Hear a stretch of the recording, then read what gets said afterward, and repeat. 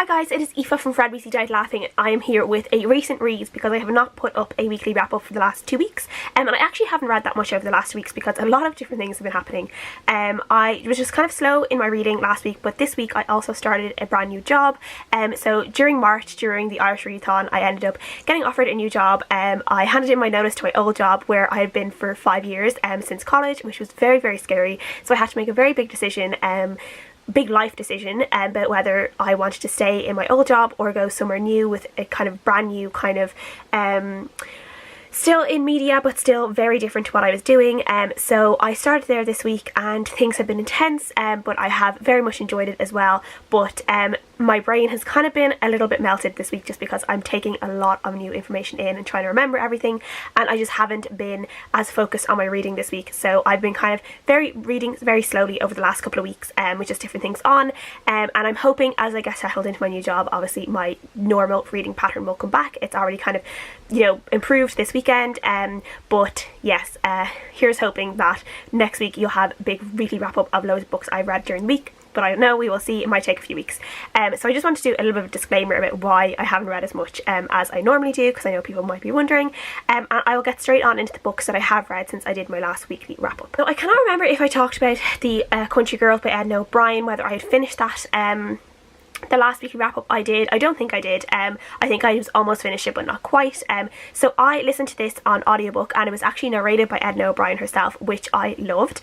And she just has this she has a beautiful voice to listen to first off, this really breathy, dreamy kind of voice, and a beautiful Irish accent as well, and it was so nice to listen to. I really enjoyed listening to her narrate her own story, and you could kind of tell the kind of scenes that she wanted a real emphasis on and how she wanted the characters to be portrayed, because obviously she created these characters so you knew you were getting a really authentic version of the Country Girls. This basically is a story about a girl called Kathleen and her friend Baba, who are growing up in the 1960s Ireland in the country, and we're kind of getting their story from when they move from their area. They go into this convent school, and then they eventually kind of grow a bit older, and they eventually move to Dublin to work in Dublin, and we are seeing them kind of go through kind of some romantic relationships. There are some very taboo things that happen in this book, like, you know, obviously drinking, sex before marriage, which, you know, 1960s Catholic Ireland was a big deal. A relationship with married men, like really like topics that would never have appeared in Irish fiction, and the fact that this was written by a woman and, you know, published in this era of Ireland where things are very much controlled by the Catholic Church.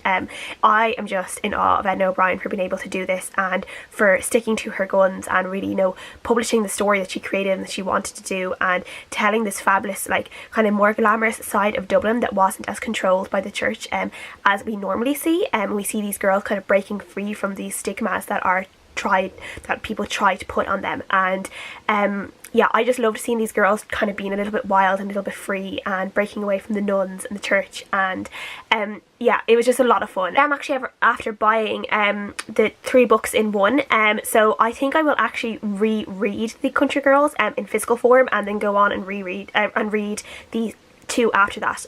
But I did really enjoy this one. I really recommend Edna O'Brien's narration if anyone does pick this up on audiobook, and I gave it a 4 out of 5 stars. The next book I read kind of put me into a little bit of a reading slump, I will admit. While I was reading it, it took me quite a while. I say quite a while, it took me a few days to finish it, longer than I thought it would.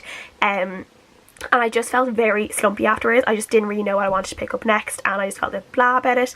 And that was Ryder by Kristin Britton, and this is one I used for my prompt during the Irish Readathon of read a book with a green cover, because it has this beautiful green cover with this gorgeous Pegasus horse on it. I really thought I was going to like this book, because this is a fantasy book based around this girl who becomes this rider for the king, and there are these kind of form this kind of group of messengers called Green Riders who are special messengers for the king, and they ride across the country on these amazing horses. They all kind of have these magical abilities. There's a bit of magic involved in it, which is quite interesting, and I really enjoyed that part of it.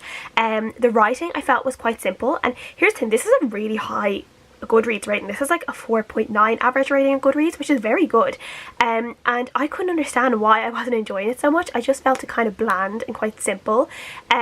I just felt like there was so much of it that I just, like, it's like kind of like she was on the journey, and then, you know, she'd meet one good person, then she'd meet a bad person, and then she'd meet a good person, then she'd meet a bad person again. It was just, there was just kind of this like repetition to it, and I just felt like it was quite cliche in places. It wasn't anything new, and I don't know, I had just been expecting more from it, and I just didn't get that. I just didn't really connect with any of the characters.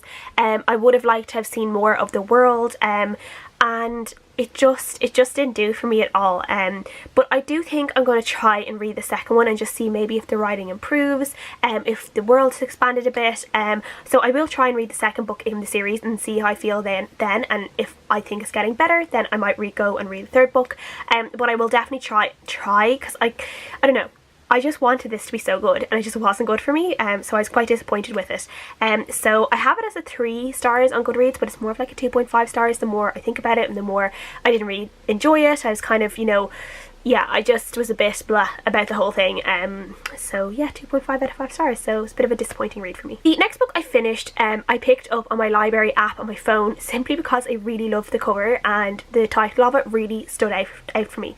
And it's The Last Days of the Romanov Dancers by Kerri Turner, and this is a book set in Russia in 1914, which I know is already, you know, probably intrigued a lot of people, because people can't just have to hear Russia and hear kind of World War era Russia, and people are like there. So yeah, so it's Russia 1914. We were following 2 different people. We were following a man called Luka and a woman called Valentina.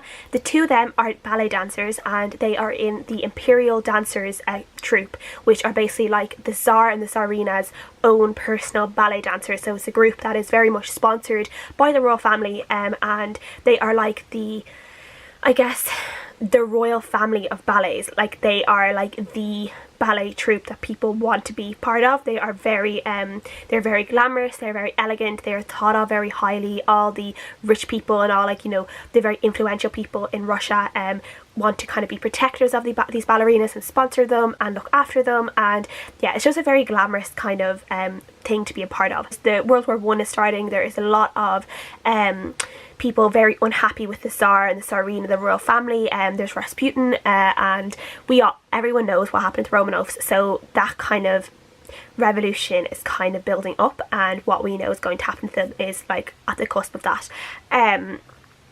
I quite enjoyed this. I just really needed that kind of story to get me back into the flow of reading. I read it in a couple of days. I really just enjoyed the story. I will say the romantic relationship wasn't like the be all and end all in this for me. I just really enjoyed the setting. I love stories about ballet. I really do. If anyone does have any really good recommendations for ballet stories, please let me know. I don't know that much about ballet, but anytime there is like a movie about ballet or a book about ballet, I will want to read it and watch it. And yeah, I kind of feel like if I lived another life, I'd want to be a ballet dancer, even though I don't actually know anything about that much about ballet now. It's just something that's always really intrigued me. It's kind of like a buzzword for me in books and movies and stuff. But yeah, I did really enjoy this. As I said, the setting for me was the kind of the big thing in this, rather than the relationship itself.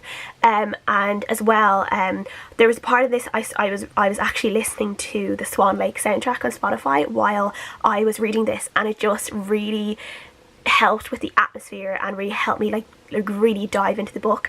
And I would recommend that if anyone reads this too, because there is some talk about the Swan Lake in this book, and about them wanting to play those characters, and Valentina really wants to play Odette, and there's a whole thing about Odette and O'Dial, and it's really interesting.